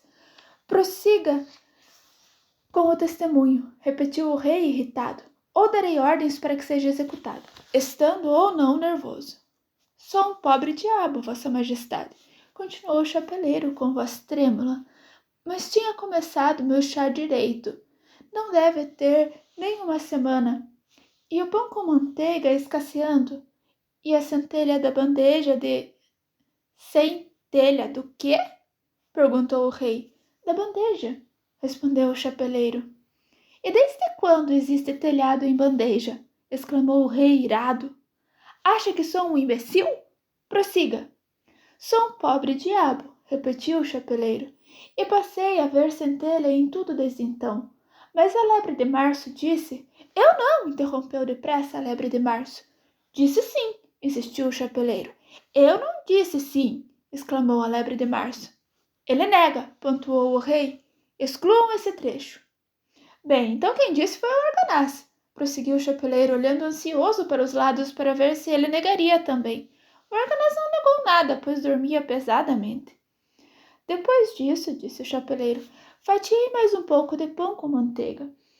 Mas o que foi que o arganaz disse, afinal? Perguntou um dos jurados. Não lembro, admitiu o chapeleiro. Você tem que lembrar, comentou o rei, ou será executado. O infeliz chapeleiro derrubou a xícara de chá e o pão com manteiga, prostrando-se no chão, apoiado em um dos joelhos. Sou um pobre diabo, vossa majestade, repetiu. Diabo não sei, mas é um pobre orador, comentou o rei. Um dos porquinhos da Índia aplaudiu, mas foi imediatamente sufocado pelos beleguins. Aqui vale uma explicação de como isso aconteceu. Pegaram um grande saco de lona, enfiaram o porquinho da Índia de cabeça, amarraram o saco com barbante e sentaram em cima. Que bom ter visto isso de perto, pensou Alice. Li tantas vezes nos jornais que, ao final do julgamento, os aplausos foram imediatamente sufocados pelos beleguins e eu nunca entendi direito o que significava até agora. Se isso é tudo o que você tem a dizer, pode descer, prosseguiu o rei. Não tenho como descer mais, respondeu o chapeleiro. Já estou no chão. Então pode se sentar, disse o rei. Ao ouvir isso, outro porquinho da Índia aplaudiu, mas foi igualmente sufocado. Lá se foi o último porquinho da Índia, pensou Alice. Agora não teremos mais interrupções. Prefiro terminar meu chá, disse o chapeleiro, olhando aflito para a rainha que lia a lista de cantores. Está dispensado, autorizou o rei, e o chapeleiro saiu em disparada, sem sequer se deter para calçar os sapatos. E cortem-lhe a cabeça lá fora, acrescentou a rainha para um dos beleguins. Mas o chapeleiro já estava longe muito antes de o sujeito conseguir alcançar a porta. Que entre a próxima testemunha, bradou o rei. A próxima testemunha era a cozinheira da duquesa, que trazia um pimenteiro na mão, mas Alice adivinhou de quem se tratava bem antes dela entrar no tribunal, pois todos os presentes próximos à porta espirraram ao mesmo tempo. Preste seu depoimento, disse o rei.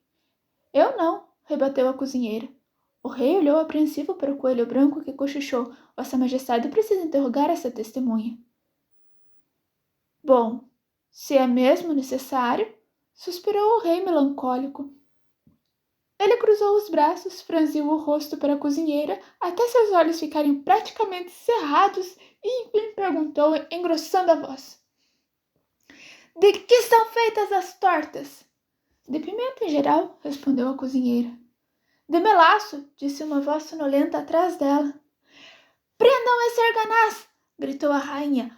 Cortem-lhe a cabeça! Expulsem-no do tribunal! Sufoquem-no! Beslisquem-no! Arranquem-lhe os bigodes!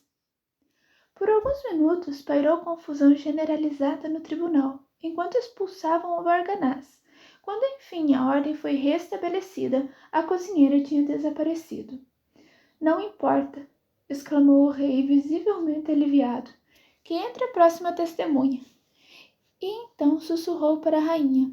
Minha cara, Você precisa conduzir o próximo interrogatório. Minha cabeça está estourando. Alice observou o coelho branco correr os olhos pela lista, curiosa para saber quem seria a próxima testemunha convocada. Afinal, não conseguirão nenhum depoimento decente ainda, pensou. Imagine qual a sua surpresa quando o coelho branco bradou com voz esganiçada a plenos pulmões o nome Alice! Capítulo 12. O depoimento de Alice. Aqui, exclamou Alice, esquecendo-se no calor do momento do quanto havia crescido nos últimos minutos. Levantou-se tão afoita que derrubou a bancada do júri com a barra da saia e arremessou todos os jurados sobre os demais presentes. Vê-los todos espalhados pelo chão a fez lembrar-se do aquário de peixinhos dourados que virara sem querer na semana anterior. Ai, eu sinto muito! Lastimou consternada e começou a recolhê-los do chão o mais depressa possível, pois o acidente com os peixinhos dourados não lhe saía da cabeça, deixando-lhe a vaga impressão de que todos morreriam se ela não os recolhesse imediatamente e os devolvesse à tribuna. O julgamento não pode continuar, declarou o rei muito sóbrio, até que os jurados estejam todos de volta aos seus lugares. Todos eles, frisou o monarca encarando a menina com severidade.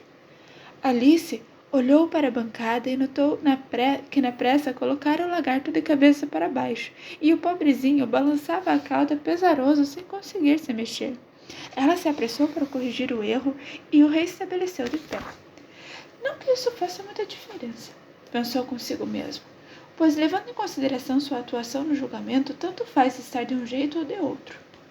Assim que os jurados se recuperaram do susto de serem derrubados e se reposicionaram com suas respectivas lousas e lápis, puseram-se a registrar minuciosamente a história do acidente, com exceção do lagarto, que parecia abalado demais para qualquer coisa a não ser ficar parado, boquiaberto, com olhos fixos no teto do tribunal. O que você sabe sobre o roubo? Perguntou o rei para Alice. Nada, respondeu. Nadinha de nada? Insistiu o rei. Nadinha de nada, repetiu Alice. Isso é muito importante, disse o rei, virando-se para os jurados que começaram a anotar as palavras em suas lousas, mas foram interrompidos pelo coelho branco. Vossa Majestade quis dizer desimportante, é claro. Corrigiu em tom respeitoso, mas franzindo a testa e fazendo careta enquanto falava. Claro, eu quis dizer desimportante. Apressou-se em emendar o rei, repetindo baixinho para si mesmo. Importante, desimportante, importante. Como se testasse as palavras para decidir qual soava melhor. Alguns jurados escreveram importante e outros desimportante. Alice reparou, pois estava próximo bastante para ver as lousas. Não faz a menor diferença, tornou a pensar. Neste momento, o rei, que andara ocupado escrevendo em seu bloco de notas, rosnou. Silêncio. E leu em voz alta. Regra 42. Todas as pessoas com mais de 1 quilômetro de altura devem se retirar do tribunal. Todos olharam para Alice. Eu não tenho 1 quilômetro de altura, justificou. Tem sim, afirmou o rei. Tem quase 2, acrescentou a rainha. Bem, seja como for, não vou sair daqui, disse Alice. Além do mais, nem é uma regra de verdade. O senhor acabou de inventar. É a regra mais antiga do livro, assegurou o rei. Então deveria ser a regra número 1, retrucou Alice. O rei empalideceu e fechou depressa seu bloco. Vamos ao veredito, disse aos jurados com a voz num sopro trêmulo. Ainda temos muitos depoimentos, Vossa Majestade, por favor, interrompeu o coelho branco saltitando afobado. O novo documento acaba de surgir. Do que se trata? Quis saber a rainha. Ainda não abri, disse o coelho branco, mas parece ser uma carta escrita pelo prisioneiro para alguém. Só pode ser, disse o rei, a não ser que tenha sido escrita para ninguém. O que não é assim tão raro, você sabe. Está endereçada a quem? Indagou um dos jurados. Não está endereçada, explicou o coelho branco. Na verdade, não tem nada escrito do lado de fora. Ele desdobrou o papel e disse: Não se trata de uma carta, no fim das contas, é um poema. Foi escrito com a letra do prisioneiro? Perguntou outro jurado. Não, respondeu o coelho branco. Isso que é o mais estranho. Os jurados pareciam intrigadíssimos. Ele deve ter imitado a letra de alguém, considerou o rei. Os jurados se animaram novamente. Por favor, Vossa Majestade, pleiteou o valete. Eu não escrevi, e eles não têm como provar minha autoria. Não há sequer um nome assinado no final. Se você não assinou, a situação é ainda mais grave, disse o rei. Você devia realmente estar tramando alguma coisa ou teria assinado seu nome como qualquer homem honesto. A fala do monarca foi saudada com uma salva de palmas dos jurados. De fato, era a primeira coisa inteligente que dizia desde o início do julgamento. Isso prova que ele é culpado, declarou a rainha. Não prova nada, discordou Alice. Vocês nem sabem o que está escrito ali. Leia o poema, disse o rei. O coelho branco pôs os óculos e indagou. Por onde devo começar, Vossa Majestade? Comece pelo começo, respondeu o rei, muito sério, e continue até chegar ao final. Só então pare. O coelho branco leu os seguintes versos. Disseram-me que com ela fostes ter, e de mim andarás com ele a falar. Ela tratou logo de me enaltecer, mas disse-lhes que que não sei nadar. Ele disse que não fui, o que é mesmo verdade, se ela apurar tudo ruim, e talvez já seja tarde. Dei um para ela, eles deram 2, tu nos desses 3, ou mesmo mais. O que ele deu voltaram depois, embora fossem meus lá atrás. Se porventura eu ou ela formos envolvidos na confusão, a tua palavra ele apela e os liberta da prisão. Cheguei a crer que tu eras, antes de ela perder a razão, um obstáculo de veras entre ele, nós e a situação. Ele não deve nunca saber que ela dentre todos o escolheu, pois isso tem de permanecer um segredo só meu e seu. É um depoimento mais importante que ouvimos hoje, afirmou o rei esfregando as mãos.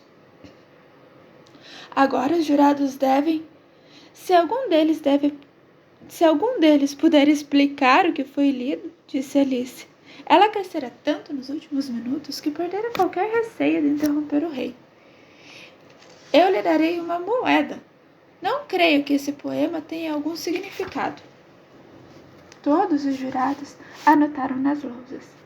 Ela não crê que o poema tenha algum significado, mas nenhum deles ousou explicá-lo. Não ter nenhum significado, disse o rei, nos poupa de um baita trabalho, sabe? Pois não precisamos encontrá-lo. Mesmo assim, não sei não. Prosseguiu apoiando no papel, no joelho e o examinando de soslaio. Ainda acho que tem algum significado, mas disse-lhe que não sei nadar.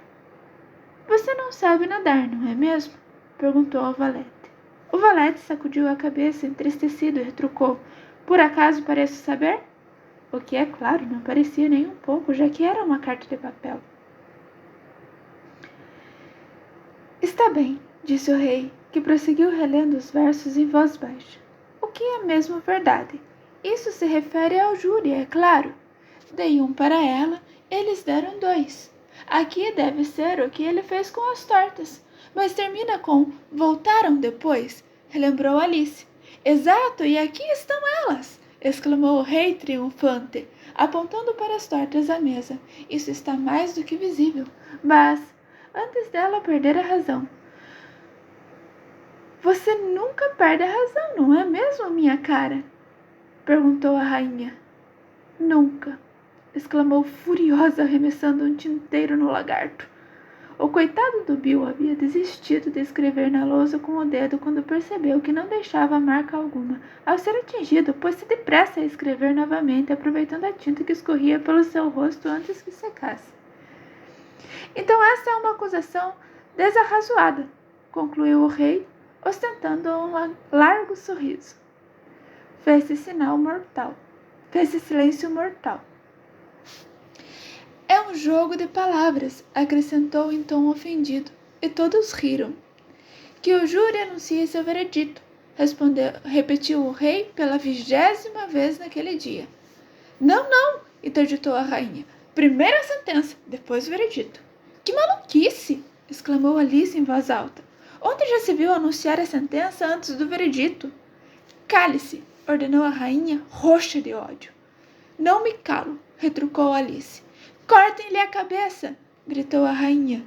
Ninguém se mexeu. Ninguém dá a mínima para você, declarou Alice, que havia crescido até alcançar seu tamanho natural. Não passam de um baralho de cartas. Nesse exato momento, o baralho inteiro se ergueu no ar e desceu sobre a cabeça de Alice. Ela deu um gritinho, meio de medo e meio de raiva, e, abanando as mãos, tentou se desvencilhar das cartas. De repente, viu-se deitada à beira do rio, com a cabeça no colo da irmã, que delicadamente removia algumas folhas soltas que caíram das árvores no rosto de Alice. Acorda, Alice, querida, disse a irmã. Que soneca demorada, hein? Tive um sonho tão esquisito, exclamou Alice, relatando em seguida tudo o que podia lembrar das estranhas aventuras que vocês acabaram de ler. Quando ela terminou, sua irmã lhe deu um beijo e disse: Foi um sonho realmente esquisito, minha flor, sem a menor dúvida. Mas agora vá tomar seu chá, está ficando tarde. Alice então se levantou e saiu correndo, pensando que o sonho, embora esquisito, fora absolutamente maravilhoso. A irmã de Alice permaneceu sentada no mesmo lugar com o queixo apoiado na mão, contemplando o poente e pensando na pequena Alice e em suas extraordinárias aventuras. Logo ela própria cochilou, e eis o que ela sonhou. Primeiro, sonhou com a própria Alice e sentiu novamente como se as mãozinhas dela estivessem sobre seus joelhos e os brilhantes olhos acesos dela fitassem os seus. Podia ouvir direitinho sua voz e a via diante de si, e a repetir aquele gesto característico de sacudir a cabeça para afastar o cabelo que sempre lhe caía sobre os olhos. Enquanto a ouvia, ou imaginava ouvir, tudo à sua volta parecia ganhar vida conforme as estranhas criaturas do sonho de Alice tornavam-se reais. A relva crescida farfalhou aos seus pés, quando o coelho branco passou apressado. O rato medroso cruzou a poça ao lado, espirrando água. Ela podia ouvir o tilintar das xícaras de chá enquanto a lebre de março e seus companheiros compartilhavam o lanche sem fim, e podia ouvir a voz estridente da rainha sentenciando seus infortunados convivas à morte. Escutou os espirros da bebê porca, acomodada no colo da duquesa enquanto a louça se espatifava nas paredes ao seu redor. O grito esganiçado do grifo, o som do lápis do lagarto sob a lousa, o ruído abafado dos porquinhos da Índia sufocados no tribunal. Todos esses sons invadiram seus ouvidos, misturados aos soluços distantes da desaventurada tartaruga da mentira. Ficou sentada de olhos fechados, imaginando-se no país das maravilhas. Embora soubesse que se os abrisse voltaria para a maçante realidade, onde o farfalhar na relva era provocado pelo vento. As águas do rio mais crespas, graças às ondulações dos juncos, onde o tilintar das xícaras eram tão somente o som dos sininhos das ovelhas e a voz da rainha, o chamado do menino do pastoreio.